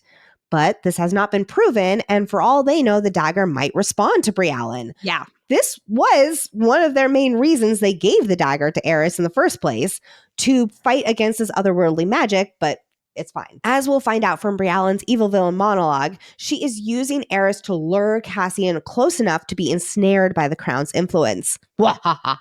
They're falling right into her plan. Yes, they are. And I repeat my earlier statement. I understand why Hybern was always 2 steps ahead with shit like this being pulled. Oh, as Cassian, who is irate with having to go help Eris of all people while his mate is in the Blood Rite, Cassian points out, Rhys, just come with us. We'll be in and out in an hour if you come.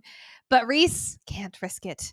And it's confession time for the High Lord and Lady, because remember that romantic bargain they made at the end of ACOWAR to leave this world together? It means that if Rhys goes and dies, Feyre will drop dead, which means the baby will as well. But we're doing some mental math here, because if Feyre dies in childbirth, then so does Rhysand. Which is extremely likely, as much as they all hate it. Yes. So, while the rest of the Inner Circle doesn't exactly have time to fully process this devastating news, there are definitely some feelings in response to this. Back when we covered this bargain in ACOWAR episode 11, we put ourselves in Rhys and Feyre's shoes and could understand the short-term reasoning behind it, especially after what they've been through together. But now the unexpected has happened, and here are the long-term consequences catching up to them. Like Rhys says, he never thought it'd turn out like this.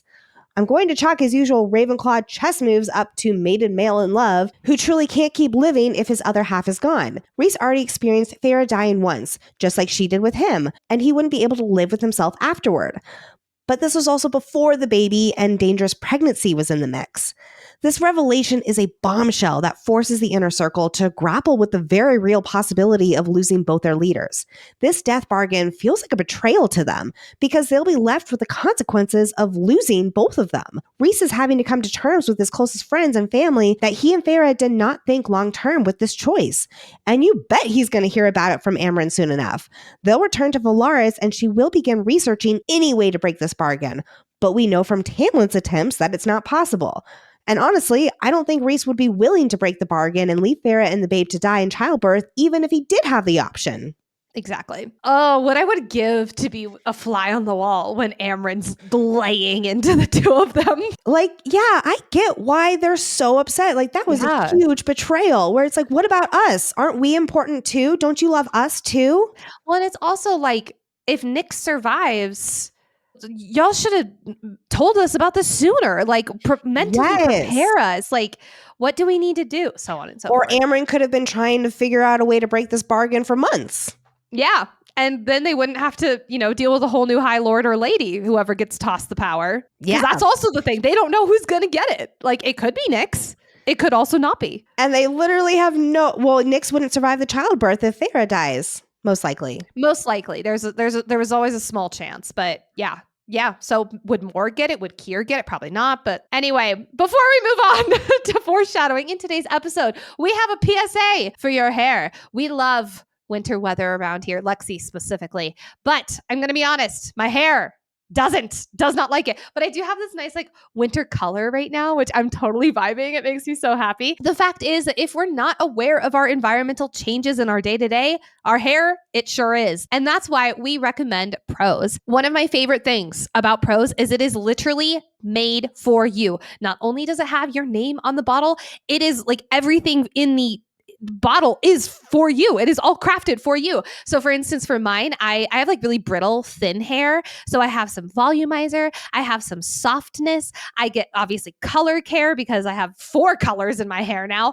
I went a little crazy. One of the things I love is that it is an all-in-one shampoo, conditioner. I even have a hair mask. I have hair conditioner leave-in. It's my favorite. I love it so much. And my name is on there. Prose makes beauty personal with truly custom formulas that could not exist without you. Each and every bottle is made to order based on an in-depth consultation that covers everything from your beauty goals to the weather and water where you live. From millions of possible formulas, only one is uniquely yours. And Prose only uses naturally powerful and proven effective ingredients, selecting from over 185 clean ingredients to target your specific concerns and goals. Prose is so confident that you'll love your results that they're offering listeners an exclusive trial, which is 50% off your first hair care subscription order at prose.com/fantasyfangirls. That's prose.com/fantasyfangirls for your free consultation and 50% off your custom routine. Prose.com/fantasyfangirls. All right, let's turn our full attention to foreshadowing other important moments in the rest of this book and speculation for what's next in the series. During the obstacle course, Gwen is consistently pushing the group harder, wanting them to be the first to wipe the smirks off Cassian and Azriel's faces, especially Azriel's. I love this foreshadowing Gwen's determination to become Corinthian at the Blood Rite. She's like, I don't want to just survive, I want to win! And then, of course, that's an extra nod to her and Azriel being possibly very compatible. My second one is, what's the fucks up with that red star that blasts through the sky? It's speculated that it's this ill omen that's going to come to pass. Has it come to pass by the end of this book? Was this foreshadowing the moment of Fae-vorite and Nyx and dying? Was this Nesta and the Blood Rite? Was it Briallen coming to play? Or is it something completely different? I know what it means. Dragons have hatched and are back in this world. Well, we know that the dragon is the banner for Amarantha, so we know dragons exist somewhere in this world. Somewhere. But really, I wondered about this too. Initially, I thought it appeared right after Starfall and hinted at something from that, but I can't say any more about that unless we're in Maasverse Madness. But it does seem like it was a while after Starfall. Like you said, I could see it being related to Feyre, or it's SJM planting an Easter egg for a future book. Honestly, if I was an author, I would put some really random Easter eggs in there there and then connect them later on, where it's like, I'll figure out what to do with this at some point. But see, I would do that and then I'd forget. And then I'd reread my book someday and just be like, shit, I forgot about that. There's also Eris telling Nesta and Cassian that if one of them were to fall under the crown's influence, Brialyn can turn them on each other and make them do unspeakable things. He ain't wrong. Cassian, under the crown's influence, will literally almost try to kill Nesta. Womp womp. It is time to sip some tea with the Suriel. Every episode, Lexi will sit down with the Suriel, RIP, sip some tea, and walk us through a world-building topic to help us better understand this world and the people in it. This has been a long time coming. Yes, it has been. Today's Suriel topic is the Blood Rite. First things first, what is it? In the most basic sense, the Blood Rite is an Illyrian ritual that is completed when a novice warrior wants to progress to the status of a true warrior. It lasts 1 week, and the ones who survive it become Illyrian warriors. When and where does the Blood Rite take place? It's held every year in early spring. It always takes place when Arctos, Corinth, and Orestes, the 3 holy stars, shine above Romuel for 1 week a year. On the final day of the rite, these 3 holy stars are directly above its peak. The Blood Rite is located in the area of conifer forests and ravines around Romuel in the Illyrian Mountains. Romuel is one of 3 sacred ancient mountains in Prythian in the heart of Illyria and the Night Court. Only Illyrians are permitted here, and only once a year for the rite. This area around Romuel is closed the rest of the year to prevent novices from scouting the place to give themselves an advantage. More on Romuel Mountain in next week's Suriel Teatime. So, who can participate in the Blood Rite? There are varying qualifiers throughout the year to prove a novice's readiness, each slightly different depending on the camp. One must pass a qualifier to participate in the Blood Rite and have the chance to reach Illyrian warrior status. These are the obstacle courses that the females train for to complete in this episode.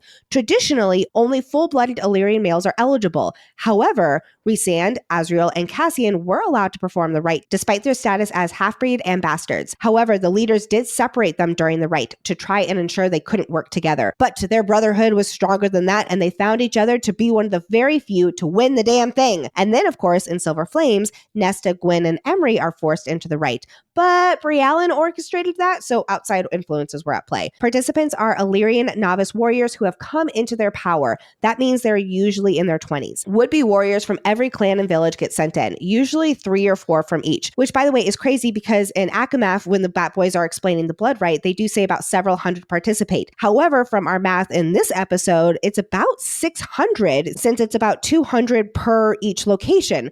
So between 200 and 600 enter every year. That is a whole lot of warrior clans if we're doing some math there, but I think this might be author math. Anyway, once an Illyrian male goes through the Blood Rite, he is considered a full warrior and adult. All right, so now that we have all that established, let's go through how the Blood Rite works. The night before the Blood Rite, when all are in their beds, the warband leaders winnow these drugged novices into the wild. Interestingly, this is the only time Illyrians possess an ancient wild power, and it's the only night Illyrians are able to winnow. No one knows why. I wonder if there's more to that. We really don't know. A spell is in place, so novices must compete with their wings bound and rendered useless, as well as no weapons, magic, or siphons. The purpose of this is to level the playing field, where they have to rely on their resourcefulness and survival skills without any advantage of magic or flying. I'm assuming the spell must be geographical because the original plan was for Nesta to go in after Emery and lose her powers, not as a formal participant where a spell was cast on her. The only supplies these participants have are the clothes on their back. They must survive exposure, the creatures of the mountains, which are absolutely terrifying beasts, natural traps, the distance they must reach, and, of course, each other. They often kill each other for food, clothes, glory, or vengeance. Old feuds are played out and new ones are born. The Blood Rite is an opportunity for scores to be settled, especially between feuding clans. The goal: make it to the summit of Romuel Mountain by the end of 1 week and touch the Onyx monolith. It is very rare for anyone to make it to the monolith. After a week of fighting, running, and having to find and make your own weapons and food, the climb up this mountain is worse than every horror before it. It is a true test of will and courage. To climb when you have nothing left, to climb when your body begs you to stop, it is when the breaking usually occurs. If you are one of the very few to reach the top and touch the Onyx monolith, an ancient magic winnows you back to the Illyrian camp. Cassian reflects that when he touched the Onyx monolith, he felt an ancient force sing into his blood, and the heartbeat before it had whisked him back to safety to Devlin's camp, and it had been worth it to feel that. It is against the law for outside forces to intervene with the rite. As a their crew knows, if anyone takes a participant out of the rite, both of them will be hunted down and executed. So basically, once you're in it, you are in it, and you better survive the week. By the end of the week, the remaining participants are given their warrior ranks depending on where they end up, and the titles of these warrior ranks stem from the 3 holy stars. The first warrior rank status is Arctosian, and those are the ones who don't make it to the mountain, but they do survive the week. This is most of the Illyrian warriors. Then we have Aristian, and this is the status of the ones who make it to the mountain, but they don't reach the top. Only 12 have made it to the mountain to become Aristian in the past 5 centuries. That is crazy, you all. And lastly, Corinthian. These are the warriors who scale the summit to touch the onyx monolith at the top. They are considered the absolute most elite warriors, and they are extremely rare. Only 3 others, besides the Bat Boys, have won and become Corinthian in the past 5 centuries. And this is what Gwen and Every will become too. Now, who's ready for a quick history lesson? While we'll get into what we know about Romuel and its mysteries next week, it is said that no one knows who put the onyx monolith atop the mountain. Legend says that it has existed before the Night Court formed, before the Illyrians migrated from the Myrmidons, and before humans had even walked the land. But as for the Blood Rite, there was once a warrior and the first of the Illyrians approximately 15,000 years ago named Analius, who was close friends with Theon, the High Fae who would go on to defeat the Daglin and become High King. During this great war between the Fae and the Daglin, one of the key battles was here at the base of Romuel. The Fae's forces were battered and outnumbered, with the enemy desperate to reach the stone at the top of Romuel for an unknown reason. Although I can't wait to discuss theories about that next week. For days, Analius held the ground against enemy hordes at the pass of Romuel. He found a natural archway of stone amongst the boulders and made it his bottleneck to hold off the enemy long enough for their allies to reach them. He died after defending the pass for 3 days, but first he climbed with his guts hanging out to the sacred stone at the top, and that is where he died. The Blood Rite is done in his honor, and the pass was named Pass of Analius after him. So while the rest of history has been lost, the memory of his bravery remains. The Pass of Analius is the hardest and most infamous path up to the top of Romuel. The path itself is called the Breaking because of how it can break someone mentally, if not physically. And that, friends, is the Blood Rite. Nice. Now let us close out the ACOTAR only part of this episode with our Fae-vorite moments. Cassian, when he returns from his 5-day journey, and Nesta thinks about when she meets his stare, her inner mate instincts roar at her to strip off her clothes and offer herself to him. First off, what a training that would be. And secondly, I love this little callback to the beasts that they used to be, or like the frenzy that Reese called it in ACOMAF. Yes, we find out at Starfall that Vivian's pregnant too. Oh, there's going to be a little winter court baby. Yay for all the mamas. I also have a crack theory that I'm just going to throw out there. That once the Cauldron was put back together at the end of ACOWAR, the Daglin's corruptness of it no longer exists. And something about what they did to it was tied to controlling the fate of Fae reproduction, like they were trying to control the population. So once the Cauldron was fixed, it went back to the natural order of things, where it's not so rare to conceive. Hence why we get all these pregnant mamas in the house. In the house! I also love how she and Kallias visit the House of Wind for Starfall. Other courts are being invited to Valaris to experience the beauty and wonder of the city and its celebrations. I love it!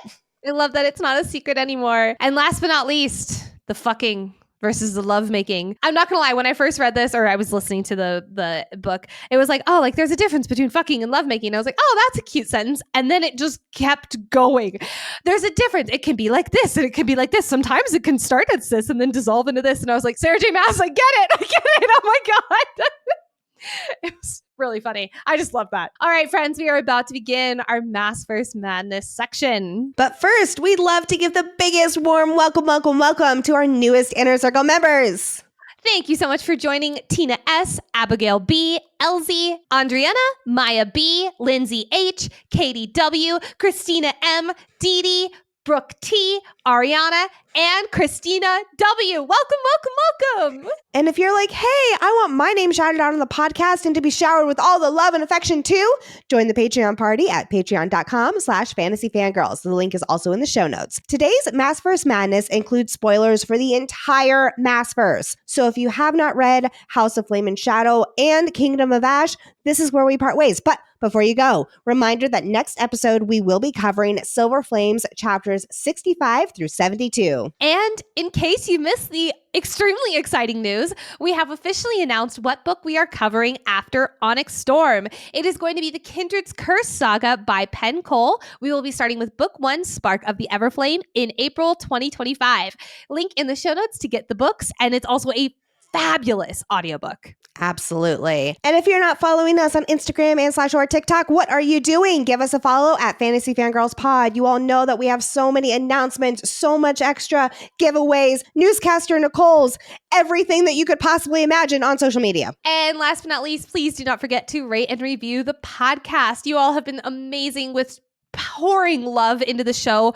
We have thousands of reviews and we're at a 5-star average rating. Y'all, that is freaking heard of for a podcast. So thank you to every person who has done it. And if you feel like sharing the love, go ahead and hit that 5-star button and also write a little love note in the review section. We are now going to enter our Maasverse Madness segment of the episode, where we call out series crossover references and discuss theories. Today, we are discussing concepts that give spoilers from the entire Maasverse. So please only continue listening if you've read all 16 books. Okay, you're probably gone if you have not read these. We need to talk about some things that we couldn't mention during the whole Sacred Mountain underneath Ramiel segment, because I mentioned what if Annelius is buried underneath. We know that Celine, underneath the prison, carved the full story of the fall of the Dust Court, and then she had her holographic download moment. Are we going to get another one of those with Annelius under Ramiel? And then would there be another one under the Sacred Mountain in the middle? Since it's in the middle, would it be from Fionn? Probably not, because he died in the Bog of Urid. So I could see that one just being left alone because we already spent so much time under that mountain. But also Cassian mentioned he hardly would call the prison a palace. But it used to be. I couldn't say that. And that was hard. That was hard not to say. We also can't forget about what Vesperus said about hiding pockets of the Asteri's power throughout the lands, specifically under the Sacred Mountains. There is absolutely a reason they're all barren, and I wonder if it has to do with the Asteri magic, where it's corrupted the mountains from what has taken root beneath them, or the Asteri's magic has somehow continued feeding off these locations, causing them to be the only 3 barren mountains. These places of hidden magic are better suited to hold power than other locations, where the veil between worlds is thin and magic naturally abounds. The Asteri's magic thrives in regenerative magic of the land. While Vesperus goes on to discuss thin places in particular, I am so hung up on this about the Sacred Mountains, and Ramiel seems to be the only one that hasn't been explored whatsoever. We'll save more theories about what's under Ramiel until next week's episode, where we are going to be talking a lot more about Ramiel, but I just love it all. We also finally have made it to, I'd argue, our biggest Throne of Glass ACOTAR crossover. Oh, absolutely. I'd say the only direct one. Yeah, definitely. Yeah. This is the Starfall, where Aelin flies across the sky. In case you forgot this part of Kingdom of Ash, allow me to refresh your memory. Towards the very end of the book, where Aelin leaps through the gate and flies through the worlds, she falls through Lunathian, quote, a world where a great city had been built along the curve of a river, the buildings impossibly tall and glimmering with light. Hi, Lunathian! And then she passes into a world of snow-capped mountains with thousands of shining stars flying overhead. Quote, where a winged male stood beside a heavily pregnant female, gazing at those very stars. Hello, Rhys and Feyre from this Starfall. Aelin is unable to slow down, so she reaches out her hand to see if she can signal to them to help me. And Rhys's head snaps towards her, I'm assuming hearing her using Daemati powers, and he lifts out a hand, shooting a blast of dark power. Aelin realizes that this is a wall and a shield that slams into her that slows her down, and then she vanishes from the world just like that. It's less than a quarter of a page, but you can't read that and not totally freak out. Something I love is that Kingdom of Ash came out actually in October 2018, and Silver Flames came out in February 2021. For reference, though, ACOSF came out in May 2018, so a little bit before Kingdom of Ash. So she already knew that Feyre was going to be pregnant at Aelin flying across the sky at Starfall. This pregnancy Easter egg is just so fun that she already knew what was in store for Feyre in Silver Flames. So does this mean that Throne of Glass, ACOTAR, and Crescent City are all in the same timeline? Because Aelin is falling through worlds, but not necessarily timelines, right? That's been my understanding, and it makes the most sense. Do you agree, Nicole? Yeah, I think that makes the most sense. Though if all the worlds are on the same timeline, it does squash a lot of theories about potential generational connections between universe characters. But I think that this really does show that they are all on the same timeline. Well, something that would kind of make me go, huh, is that if Flame and Shadow is about 6 months after this, so Aylin's 19? She's about to become the Queen of Terrasen officially with the end of the war and all that kind of stuff. Where is Lydia in this timeline then? Because we know Lydia is a descendant of Bran and Galathinius, but some people have assumed that it means that she's a descendant of Aelin and Rowan. I personally don't think so, because timeline-wise, that wouldn't add up. Isn't Brandon from about 10,000 years ago or so? Yes, so Brandon is from many, many, many, many, many years ago. So I could see a descendant of his going over to Midgard during the Northern Rift. So Lydia is an ancestor of his, but from thousands and thousands of years ago when his descendants migrated to Midgard. Yes, one of the main reasons that people think Lydia is Aelin and Rowan's is because she has that ruby ring, which is similar to how Rowan's ring is described, but it's not a one-to-one comparison. So I agree with you. I think that she's a distant cousin of Aelin and I agree. Aelin. All right, friends, my voice is gone, if you can't tell. In fact, fun fact, we had to record the Suriel Teatime way earlier in the episode because I was nervous about my voice. So I'm going to go drink some tea. Thank you so much for joining us today. We only have 2 more ACOTAR series episodes. Well, and then of course we'll have our wrap-up one too, but only 2 more deep dive episodes. That's crazy. So next week, we will be doing episode 10, covering chapters 65 through 72 of Silver Flames. Thank you so much to our content researcher, Brooke, and of course to our executive producer, Hayden, aka our sanity manager. We love you guys. And last but not least, of course, share this episode with your fellow Silver Flames friends. If you and your friends, like us, have some questions about what the heck's going on at the end of this, hopefully this either cleared it up for you or fueled your fire to at least group text about it. All right, everybody. We'll talk to you soon. Bye-bye. Bye. She even sticks her hand out trying to, touch a few stars, and she gets a big old handful of spirit splooge, but she loves it. It's great. Well, yeah, it's not Cassian's, but Oh my God. Sorry.